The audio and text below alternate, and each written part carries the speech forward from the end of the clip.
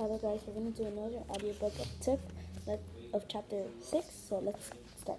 The Dolly. It begins with a whisper in the dark, always the girl's name, always long and airy. The old woman blows it through keyholes and cracks. She guides it upstairs and down until she finds the girl's ears and nestles there. Erica. No one can hear it but the girl. The girl has trouble sleeping. She's fearful. She withdraws and spends most of her time with the Dolly. Perfect. The old woman gives the Dolly a sweet voice. The Dolly uses her sweet voice to tell the girl she loves her, but no one else does. She tells the girl she understands how she feels, but no one else does. Especially her brother. He hates her. Doesn't she know that? Hasn't she always known that? The girl tells the doll how unhappy she is. The children at school are mean to her. They laugh at her clothes and laugh at the way she talks. On the playground, they gather in groups and turn their backs. Her brother is mean to her too. Her parents pick on her. They love her brother more than they love her. The doll agrees with everything the girl tells her. One day when winter is closing in and the nights are long, the Dolly tells the girl she wants to go to the woods. The girl's afraid of the woods. She never goes there. She stays inside by the fire where it's warm, where she reads to the Dolly.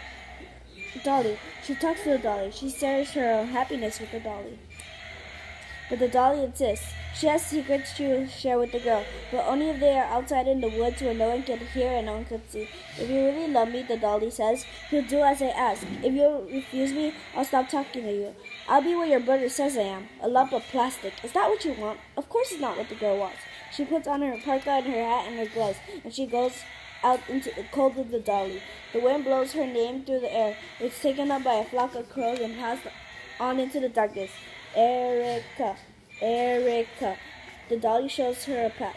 This must be a secret, she warns the girl. You mustn't tell anyone what we see or do here. And so it continues. Chapter 6. As the days pass, Erica and I spend less and less time together. While she spent her afternoon reading and drawing and play with her stupid doll, I roam the woods, exploring trails and searching for hawks. Thanks to my binoculars and Peterson's Field Guide to Birds of North America, I could identify red-tailed hawks, sharp-skinned hawks, and Cooper's hawks. I knew the difference between black buzzards and turkey buzzards. Once I even saw a bald eagle. At first, I tried to persuade Erica to come with me, but she said no so often. I gave up asking. Fine, let her mope around the house with little Erica. It was obvious she'd rather talk to a doll than me. Pretty insulting, I thought. On the school bus, we sat next to each other, but we didn't talk to each other and no one talked to us. Erica stared out the window, as if she expected to see something in the woods. I stared straight ahead, trying not to listen to the other kids laughing at the snobs from Connecticut. One day after school, I left the house in such a hurry I forgot my binoculars. I'd been watching a red-tailed hawk for a few days, and I needed the binoculars to see him in the woods. Annoyed at myself, I hurried home just in time to see my sister disappear into the woods on the other side of the house. I stopped where I was, puzzled. Erica hated the woods. What was she up to? Maybe I should follow her and find out. Hadn't Mr. O'Neill told me to keep an eye on her? Keeping a good distance between us, I walked as silently as if Erica were a bird I didn't want to frighten away. She'd taken a narrow path that meandered through the woods like a deer trail, circling around boulders and trees. Every now and then she stopped and stared into the underbrush as if she were looking for something. Finally, she came to a clearing and sat on a fallen tree. Cuddling her doll, she began whispering, just as if someone was with her, not the doll, but a person. I peered into the bushes around her, but I didn't see anyone. At least I don't think I did. It was more like I sensed the presence. But no, that was crazy. All I heard was a whisper of wind prying leaves from branches. All I saw were shadows. I backed away from Erica. If she wanted to sit in the woods and hold imaginary conversations, let her. Why waste my afternoon spying on her? Without making a sound, I crept away, retrieved my binoculars, and went in search of the red-tailed hawk.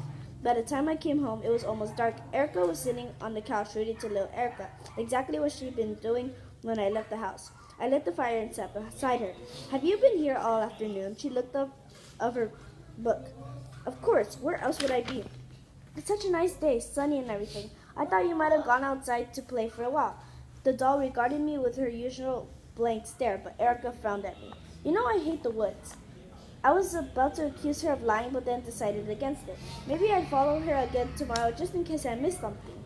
Suddenly, Erica leaned toward me and asked one of her typical out-of-nowhere questions. Do you ever have secrets, Daniel? Sometimes. Why? Do you? Maybe, she said softly. She smiled and gazed into the fire. What do you mean, maybe? Either you do or you don't. Instead of answering, Erica began reading to her doll again. Once upon a time, a woodcutter had 2 children, a boy named Hansel and a girl named Gretel. About your secret, I said. The one you may or may not have. Has it got anything to do with the woods? I'm reading to little Erica now, my sister said. Don't interrupt me.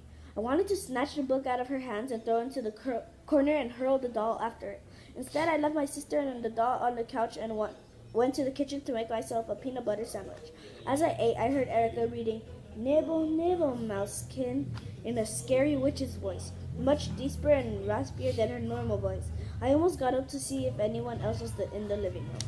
So guys, that was chapter 6 of Took. If you want to see more, hit the like button, hit the subscribe button, and hit the notification button to get notified every time that I make a new video. We'll see you later. Bye.